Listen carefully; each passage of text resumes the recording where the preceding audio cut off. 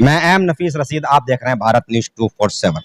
बने रहें आखिर तक। जिस तरह से मैं पहले बता चुका हूं कि भाई भीम आर्मी व आजाद समाज पार्टी की ओर से एक विचार गोष्ठी का आयोजन किया गया। उस आयोजन के अंदर यानी कि प्रदेश अध्यक्ष से लेकर भी कार्यकारिणी के सदस्य मौजूद रहे और भीम आर्मी को किस तरह जमीन पर काम करना है उसके लिए एक बड़ी रणनीति तय की गई दिल्ली के अंदर, यानी कि पूर्वी दिल्ली में पड़पड़गंज विधानसभा। और उस विधानसभा के अध्यक्ष गुलशन वाल्मीकि भी मौजूद रहे। साथ ही साथ कुछ नव युवकों को जब टीम में जगह दी गई तो काफी यहाँ खुशियां मनाई जा रही थी। आप विजुअल देख सकते हैं कि फूल मालाओं से स्वागत हो रहा था और इस स्वागत के अंदर जो तालियां बज रही थी वो गड़गड़ा इतनी तेज थी कि हॉल जो था वो गूंज रहा था। कुल मिलाकर जब सम्मान समारोह खत्म भी हुआ तो यानी कि फिर मुझे भी मौका मिला इन लोगों से बात करने का।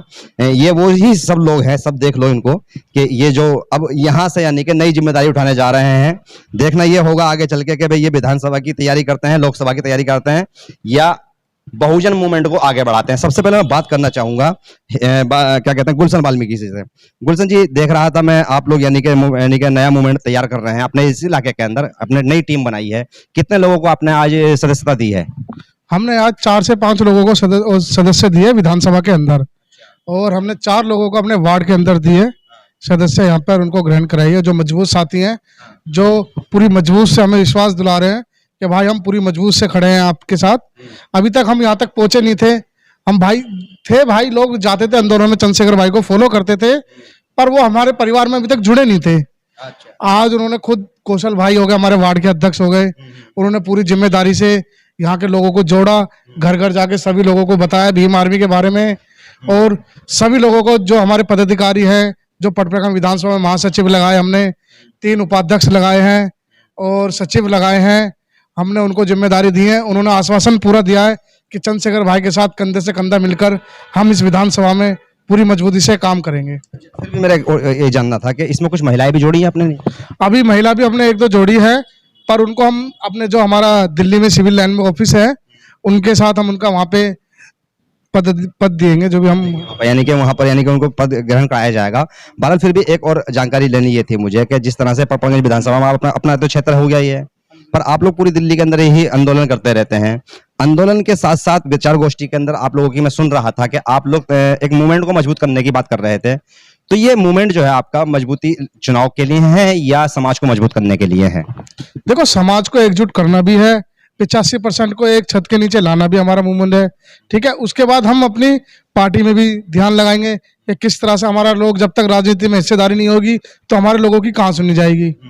तो हम अपनी हिस्सेदारी को ही मजबूत कर रहे थे और अपना वैसे संगठन ही मजबूत करा। मैन हमारा मकसद रहा है संगठन मजबूत करना। जब हम संगठन अपना मजबूत करेंगे और पूरी विधानसभा के अंदर पूरे मजबूत एकजुट होकर खड़े रहेंगे तो हम अपने आप सीट अपना आप निकाल लेंगे। सीट निकल जाएगी जब समाज मजबूत हो जाएगा। आप चुनाव लड़ चुके हैं और प्रत्याशी रहे हैं, अब पूर्व प्रत्याशी हैं निगम। चलिए, प्रत्याशी होता है। मैं जानना ये चाह रहा था आपसे कि अगर मान लो इस तरह से समाज मजबूत होता है तो क्या आप चुनाव जीतने में सक्षम हो पाएंगे? जी, सबसे पहले है समाज को इकट्ठा करना, क्योंकि कहते हैं जिस समाज की जड़ें मजबूत नहीं होती ना तो समाज इकट्ठा नहीं हो पाता।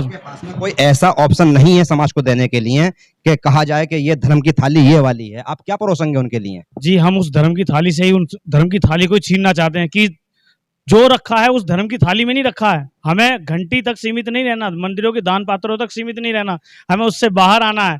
हमें घंटी मंदिर की नहीं सुननी, हमें स्कूल की। साल की परंपरा है, कैसे मिटा दोगे?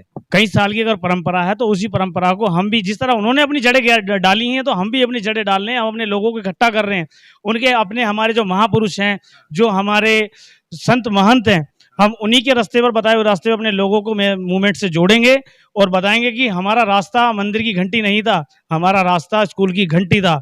हम बाबा साहब के मिशन को लेकर के उन्हीं के रास्ते, बताए हुए रास्ते पर चलेंगे। धर्म की लड़ाई हो गई आपकी, चलिए, पर फिर भी बात आती है राजनीतिक लड़ाई की। राजनीतिक लड़ाई के अंदर उनके पास पूरा मूवमेंट है, कहाँ से लड़ पाएंगे आप? जी, उनके पास जन भी है, धन भी है, और हम कहेंगे हमारे पास जो जन है ना वो बुलाया हुआ नहीं है, वो आया हुआ है।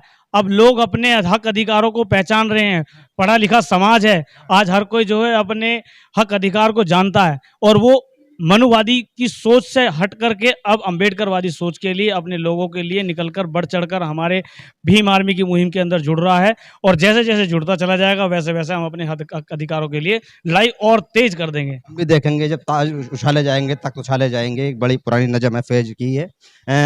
मैं थोड़ा यही जानना चाह रहा था कि मनुवाद पर बात हो रही है और समाज को जोड़ने की बात हो रही है।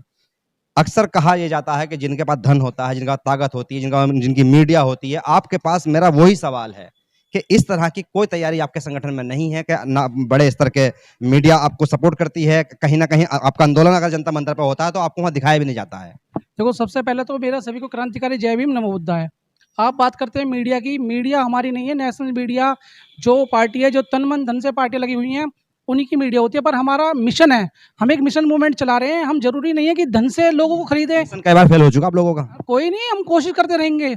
मिशन फेल होगा कोई बात नहीं, हम और कोशिश करते रहेंगे और आगे मिशन में ऐसे बढ़ते रहेंगे, लोग ऐसे जुड़ते चलेंगे। काशीराम साहब ने कहा था कि मैं अकेला चलाता, लोग जुड़ते गए, कारवां बनता गया। ऐसी हम मिशन कितनी भी बार फेल हो जाए पर हम जोड़ते, लोगों को जोड़ते रहेंगे और ऐसे ही चलते रहेंगे। मिशन आगे है। काशीराम साहब ने कहा था 21वीं सदी बहुजनों की होगी और वो होगी।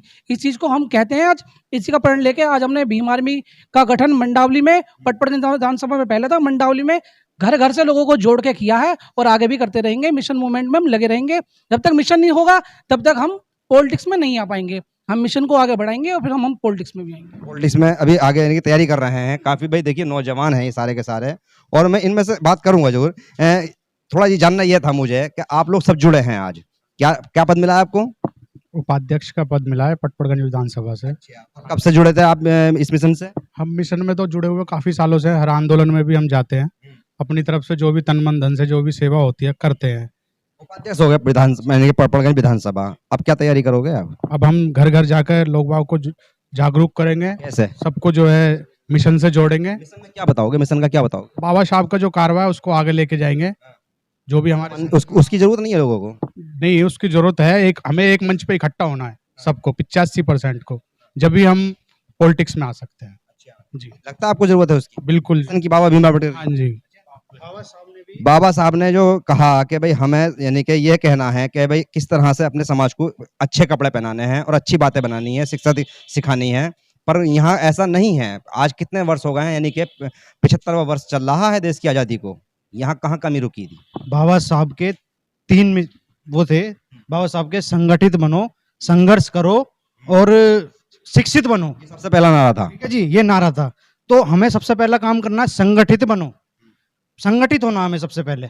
हम जब संगठित होंगे, जब हम संघर्ष भी करेंगे और हम शिक्षित भी बनेंगे। और जब हम शिक्षित बनेंगे ना, तो गले में चैन, हाथों में घड़ी, कोट पैंट, जूते अच्छे हम पहनेंगे। ठीक है, लेकिन और वही चीज मनुवादियों को खलती है।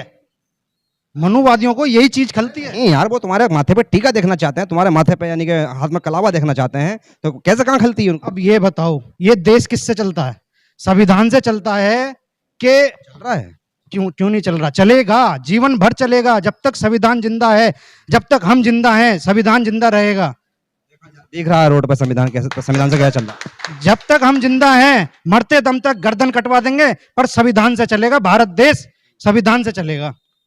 और हम बुलेट पे भी चलेंगे, गाड़ी में भी चलेंगे, और अच्छे कपड़े, अच्छे सूट बूट पहनकर चलेंगे, मूछें भी रखेंगे, और जो जिससे जो होता हो कर लो।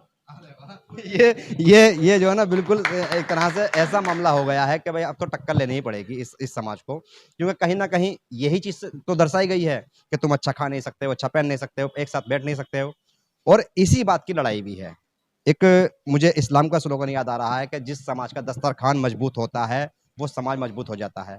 अगर ये ऐसी पॉलिसी अपनाते हैं तो कहीं ना कहीं फिर वही लड़ाई हिंदू मुस्लिम की होती चली जाएगी और ये फिर लोग उसमें टूट जाएंगे। कहा गया कि किसी ना किसी तरीके से कि भाई समाज को अगर मजबूत करना है तो खाना पीना एक कर लो, रोटी बेटी का साथ दो, दस्तरखान एक साथ कर लो। आप लोग वो कर पाएंगे? क्यों नहीं, कोशिश करेंगे, पूरी कोशिश करेंगे। वाल्मीकि और जाटव समाज एक साथ खाना खाएगा? क्यों नहीं खा सकता? क्यों नहीं खा सकता? बाकी औरों को बिठाओगे साथ? क्यों नहीं? औरों के साथ खाना खाओगे? खा लेंगे। क्या खाने में क्या है? जब दिल साफ होना तो सब जगह साफ है। आदमी का छोटा बड़ा नहीं होता, मन की सोच होती है ये तो सब। बाकी जिनकी सोच है कि बहुत से सोच होते हैं कि हम जैसे को पहले क्या होता है कि हम जैसे को दीवार के किनारे भी नहीं खड़ा किया जा सकता था। आज हम ऐसा है कि आज हम समाज में बराबर अपने हक को लेकर खड़े हुए हैं, मांग सकते हैं अपना हक, छीन सकते हैं अपना हक। हक छीन सकते हैं, यानी कि इतनी हिम्मत आ गई है। क्या नाम हुआ आपका सर? राजेश कुमार कश्यप। राजेश कुमार कश्यप जी। राजेश जी, जानना यही था सीधा सीधा कि किस तरह से समाज एक थाली में मजबूत हो सकता है? बिल्कुल होगा। कैसे? ऐसे होगा जी, जब हम मेहनत करेंगे। अब काशीराम साहब ने मेहनत किया, यहाँ तक पहुँचे। बाबा साहब ने मेहनत किया, काशीराम कहाँ तक पहुँचे। उनके मिशन को लेकर के जब सभी लोग पहुँचे हैं, अब भाई हमारे चंद्रशेखर जी इतना मेहनत करके यहाँ तक पहुँचे हैं, उनसे हम लोग जुड़ते जा रहे हैं। ज्यों-ज्यों हम जुड़ते जाएँगे, यूँ हम ताकतवर बनते जाएँगे, और जैसे ही हमारी ताकत बनती जाएगी, सामने वाला हमारे सामने कमज़ोर पड़ता जाएगा। जब सामने वाला कमज़ोर पड़ जाएगा हमसे, तो वो स्वयं हमसे द्वेष रखना बंद कर देगा। यानी कि गंदी विचारधारा रखना, जो ऊँचा है, नीचा है, ये सब बंद कर देगा। क्योंकि उसने 2,500 साल में ये काम किया, हमें ऊँच-नीच में बाँटा, 6,743 जातियों में बाँटा। उसे हम इतनी जल्दी खत्म नहीं कर सकते, लेकिन खत्म कर सकते हैं और करेंगे, 100% करेंगे। हम फूलन देवी के वंशज हैं, बाबा साहब के बेटे हैं। इतना अत्याचार सह करके भी हमने अपना हर तरीके से बदला लिया है। अभी हमारे ऊपर संविधान है, संविधान को हम मानने वाले हैं, उसमें हम अपनी आस्था रखते हैं। जैसे वो लोग अपनी ब्रह्मा विष्णु महेश में आस्था रखते हैं, ऐसे ही हम बाबा साहब के बनाए हुए संविधान में आस्था रखते हैं, जिसकी वजह से हम जीवित हैं। आज मान सम्मान की लड़ाई लड़ते हैं और मान सम्मान से जीते हैं। ये लड़ाई भी लड़ने का सम्मान हमें बाबा साहब के संविधान ने दिया है, इसलिए हम ये लड़ पा रहे हैं और अपनी बात कह पा रहे हैं, बोल पा रहे हैं। मैं सोशल मीडिया पे हो या मीडिया पे हो, तो ये कहना कि मतलब आप ऐसा कर पाओगे, नहीं कर पाओगे, ये हम बिल्कुल नहीं, हम गंदी सोच मानते हैं, नहीं कर पाएंगे। हम करेंगे, 100% करेंगे। शादी भी करेंगे एक दूसरे में, बिल्कुल एकजुट होकर, जहाँ पहले थे, जैसे पहले थे वंश में, वहीं पहुंच जाएंगे। ये समझिए, जातियों से हटके।